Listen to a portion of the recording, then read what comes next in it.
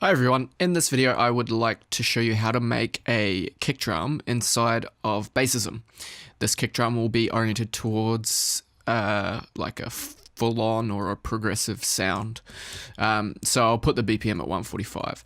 And the first thing I'll do is, if I'm looking at one bar of music, I'll just quickly figure out how long I want my kick drum to be in total length.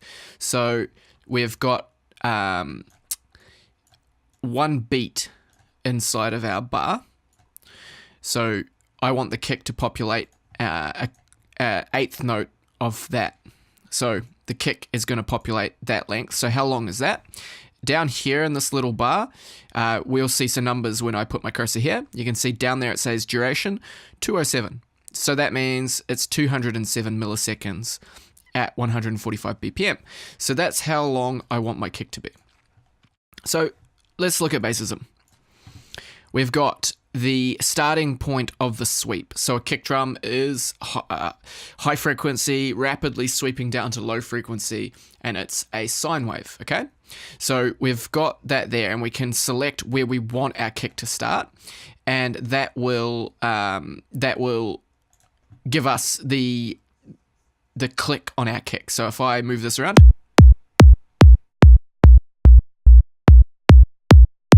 cool, you hear what that does.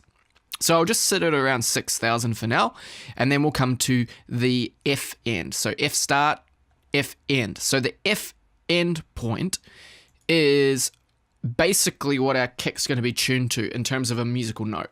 So a kick drum is tonal, and you can tune it. So let's say you're writing a track and maybe you've picked a certain key that you like, let's say F in this case. You can go ahead and click on that, and this is going to sweep from 6,144 hertz down to 43.7 hertz. So that is that's the frequency of F. So let's have a listen to that. Cool, so we can hear that kick drum is now sounding a bit deeper than what it was when it was sitting up at 58 hertz, which is A sharp. Cool. Great.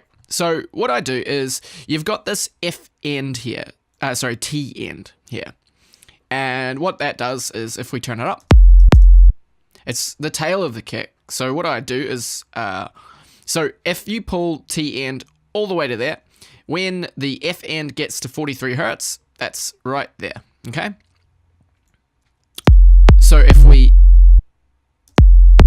drag that out, then it adds milliseconds, sorry, my phone's going off in the background.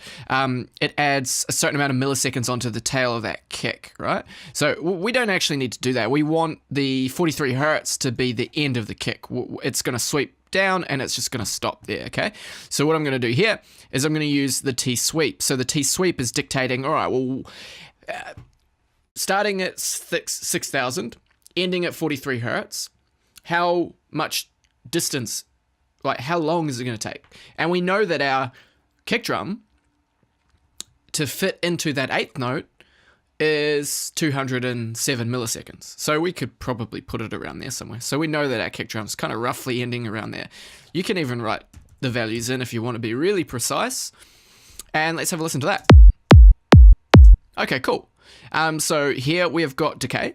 So that lets us kind of roll off the tail of the kick a bit. So let's put it around there. So maybe sometimes a good rule of thumb is like, you look at the kick, you look at it halfway through, and that's kind of maybe sometimes where you'd want it to start rolling off. Of course, it completely depends on what sound you would like to hear. Cool, all right, we've got that sounding good. And now we've got V-sweep. So V-sweep is dictating the curve when it starts at 6,144 hertz and it sweeps down to 43 hertz. Does it sweep in a straight linear line, or does it kind of have a curve, and that changes the character of the kick. So let's have a listen to what that sounds like. I'm going to play it over and we'll just listen. Okay, so that softens the click. And that makes it tougher. and you get laser style kicks that you'd hear. And I mean, Goa kicks used to kind of be pretty lasery, and then Dark Side and certain other styles like Forest, you hear it in Forest quite a bit now as well. That sounds nice. I think that sounds good. I want the kind of deeper sounding punch. So here you can change the decay type, how that decay rolls off, and I'm just going to leave it as it is. We can set the volume here, and we'll do that in a second. And we can also distort the kick. It's not very often that I play around with distortion. Maybe we'll do it for this track, for this kick.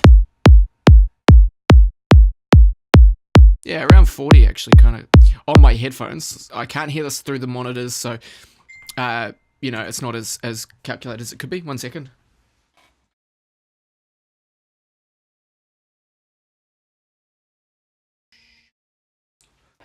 Cool.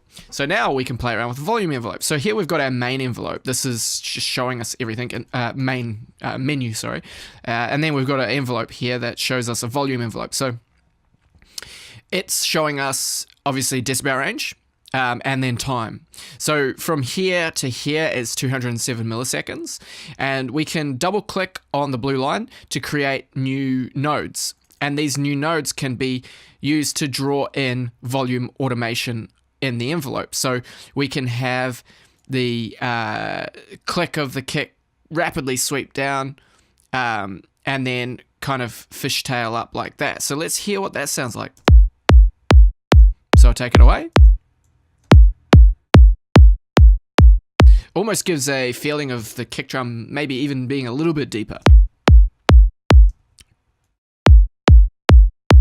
Cool, all right, well that sounds pretty cool. And then we can come to noise.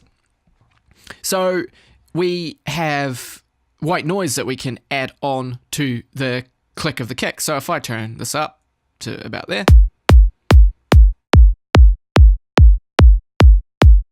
you get to hear a little bit of that, and you can control the white noise length with that. And then you've got filter stuff. I never use the filters in it.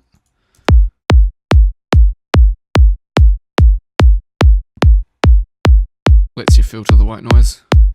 I guess that's kind of interesting. But we won't use white noise. We'll just rely on the click that's coming out of that. And then what we're going to do is we're going to volume. We're gonna make sure that we export this kick out of our kick synth at a reasonable volume. Okay, so we have at the minute we're coming out, and this is a VU meter, and I use it for gain staging.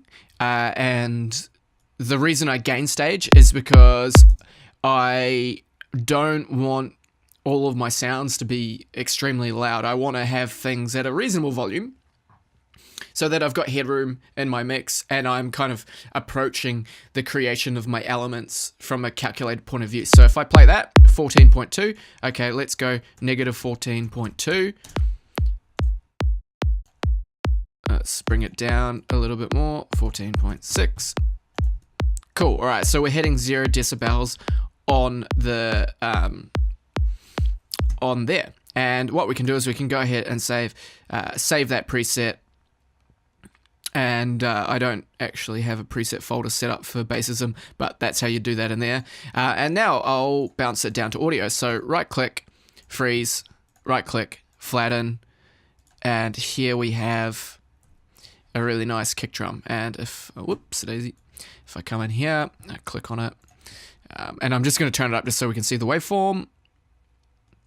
That's a really beautiful looking kick. And we could just make sure that we roll off the end just so it comes down to 0. And let's have a listen.